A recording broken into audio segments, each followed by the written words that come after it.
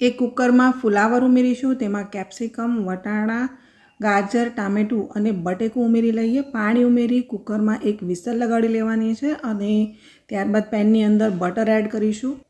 Chop કરેલી ડુંગળી, આદુ, મરચાં, લસણ ઉમેરી તેને આ રીતે ગુલાબી કલરનું થાય ત્યાં સુધી સાંતળી લઈએ। ત્યારબાદ રેગ્યુલર ઘરના મસાલા ઉમેરી લેવાના છે અને તેને મિક્સ કરવાનું છે। છેલ્લે આપણે તેની અંદર પાઉંભાજી મસાલો ઉમેરી ગેસ બંધ કરી નીચે ઉતારી લઈએ।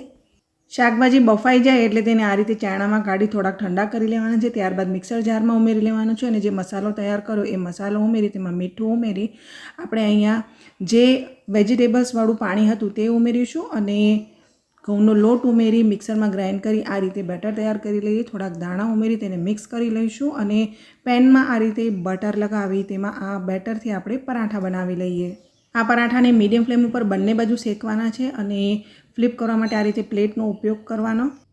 વણમાં ભરવાની ઝંઝટ વગરના એકદમ સોફ્ટ પાઉંભાજી પરાઠાની રેસીપી ગમી હોય તો લાઇક, શેર, કોમેન્ટ અને સબસ્ક્રાઈબ કરજો।